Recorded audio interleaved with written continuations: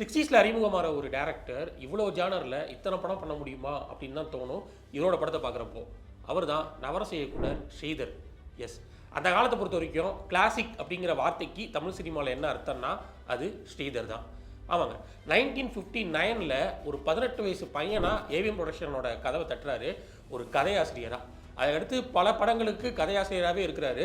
இவரோட வாழ்க்கையில் ஒரு திருப்பு முனையாக அமைகிறது இவர் மாடர்ன் தியேட்டர்ஸோட ஓனர் டிஆர் சுந்தரத்தை சந்திக்கிற அந்த நிகழ்வு தான். அவரை சந்தித்து அவரோட மகேஸ்வரி அப்படின்ற ஒரு படத்துக்காக எழுதுறாரு. அப்போது டிஆர் சுந்தரத்துக்கிட்ட நிறையா உலக சினிமா பற்றின எக்ஸ்போஷரை தெரிஞ்சுக்கிறாரு. ஏன்னா modern theatres owner TR Sundaram அப்போவே நிறையா வேர்ல்ட் ஃபிலிம்ஸோட சிடிஸ்லாம் வச்சுருப்பார். அவருக்கு நிறைய எக்ஸ்போஷர் அப்போவே. ஸோ அவர்கிட்ட அதெல்லாம் கற்றுக்கிட்டு நம்ம டைரக்ட் பண்ணலாம் அப்படின்னு முடிவெடுக்கிறாரு. அப்போது அவர் கூட இருந்த ஃப்ரெண்ட்ஸு இல்லை அவருக்கு சுற்றி இருக்கிறவங்க யாருமே இவனால் டைரக்ட் பண்ண முடியும் அப்படின்னு நம்பவே இல்லை. அதுக்கடுத்து கல்யாண பரிசு அப்படின்ற முதல் படத்தை டைரக்ட் பண்ணுறாரு. இது ஒரு முக்கோண காதல் கதை. தமிழ் சினிமா பொறுத்த வரைக்கும் ராம்காம் அப்படின்ற ஒரு ஜானருக்கு ரொம்ப அடித்தளம் போட்ட ஒருத்தர் யாருன்னா அது ஸ்ரீதர் தான். அதே மாதிரி இவர் எடுத்த நிறையா ரொமான்டிக் ஃபிலிம்ஸ் எல்லாமே தமிழ் சினிமாவோட ஒரு பயானியர். அதாவது அதுக்கப்புறமா தான் தமிழ் சினிமாவில் காதல் படங்களே வேற மாதிரி பரிணாமம் அடைஞ்சிச்சுன்னே சொல்லலாம். இந்த கல்யாண பரிசு படத்தில் தான் இவரும் மியூசிக் டைரக்டர் ஏஎம் ராஜாவும் இணைகிறாங்க. 1961 அவரோட சொந்த ப்ரொடக்ஷன் கம்பெனி ஆரம்பிக்கிறாரு, சித்திராலயா அப்படிங்கிற கம்பெனியை. இந்த கம்பெனி ஆரம்பித்து அவர் எடுக்கிற முதல் படம் தான் தேன் நிலவு.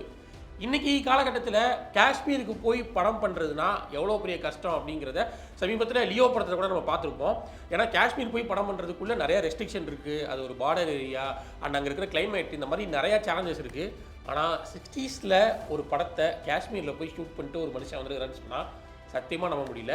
ஆனால் அதை பண்ண மொதல் ஆள் கேரக்டர் ஸ்ரீதர் தான், அதுவும் அவரோட சொந்த ப்ரொடக்ஷனில்.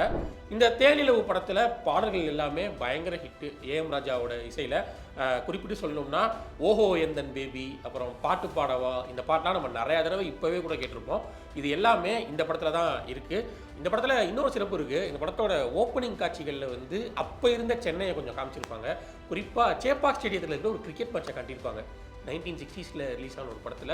அதெல்லாம் ரொம்ப சூப்பராக இருக்கும். இது நெஞ்சில் ஒரு ஆலயம் அப்படின்ற படத்தை டைரக்ட் பண்ண போகிறாரு ஸ்ரீதர். இப்போ நான் முன்னாடி சொன்னேன்ல, தமிழ் சினிமா முழுக்க செட்டுக்குள்ளே முனையும் கிடந்தப்போ இந்த மனுஷன் வெளியே காஷ்மீர் வரைக்கும் போய் ஷூட் பண்ணிட்டு வந்தாருன்னு. இப்போ நெஞ்சில் ஒரு ஆலயம் படத்தில் அதுக்கு அப்படியே ஆப்போசிட்டாக ஒரே செட்டுக்குள்ளே ஒரு படத்தை ஃபுல்லாக எடுக்கணும்னு சொல்லிட்டு நினைக்கிறாரு. அதாவது ஒரே ஒரு ஹாஸ்பிட்டல் செட்டப்பு, அந்த செட்டப்புக்குள்ளேயே ஒரு முழு படத்தை எடுத்து முடிக்கணும்னு நினைக்கிறாரு.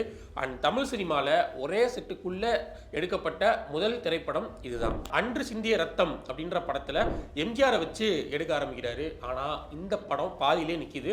எம்ஜிஆர் படத்துலேருந்து விலகுறாரு. அதுக்கு காரணம் என்னதுன்னா, இவர் எடுத்த இன்னொரு திரைப்படமான காதலிக்க நேரமில்லை படத்தை முதல் ஈஸ்ட் மேன் கலர் ஃபிலிம்னு சொல்லிட்டு இவர் பயங்கரமாக ப்ரொமோட் பண்ணது தான். அதை ப்ரொமோட் பண்ணது எம்ஜிஆருக்கு பிடிக்காதனால இந்த படத்துலேருந்து எம்ஜிஆர் விலகுறாரு. அதே படத்தை சிவந்த மண் அப்படின்னு சிவாஜி கணேசனை வச்சு எடுக்கிறாரு ஸ்ரீதர். அண்ட் ஸ்ரீதர் எடுக்கிற முதல் ஆக்ஷன் படம் இதுதான். ஆனால் இதே எம்ஜிஆர் பின்னாடி காலகட்டத்தில் ஸ்ரீதர் ரொம்ப கஷ்டப்படுறப்போ அவருக்கு டேட்ஸ் கொடுத்து உரிமை குரல், அப்புறம் மீனவ நண்பன் போன்ற படத்துலலாம் நடிக்கிறாரு. ஸ்ரீதரோட ரொம்ப முக்கியமான படங்களாக நான் எப்பயுமே 2 படங்களை சொல்லுவேன். ஒன்று நெஞ்சம் மறப்பதில்லை, இன்னொன்று காதலிக்க நேரமில்லை. இந்த 2 படத்தோட ஜானர் இருக்குல்ல, நெஞ்சம் மறப்பதில்லை ஒரு ஹாரர் த்ரில்லர் ஜானர். தமிழ் சினிமாவில் ஹாரர் த்ரில்லர் ஜானருக்குன்னு ஒரு பெஞ்ச்மார்க் செட்டப் பண்ண படம்னா அது நெஞ்சம் மறப்பதில்லை தான். ஏன்னா அது வரைக்கும் ஹாரர் படங்கள்னா பேய், பிசாசு அந்த மாதிரி காட்டுறதா தான் இருந்தது. ஏன்னா சாமி, கடவுள் நம்பிக்கை, சூப்பர்ஸ்டிஷியஸ் அப்படி தான் இருந்தது.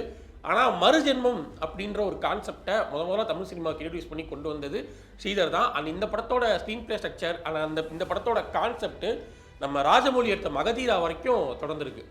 அண்ட் காதலிக்க நேரமில்லை தமிழ் சினிமாவில் ராம்காம் படம் அப்படின்னு ஒருத்தர் எழுத ஆரம்பிக்கிறாருன்னா அவருக்கு முதல்ல ஞாபகத்து வருது காதலிக்க நேரமில்லையாக தான் இருக்கும்.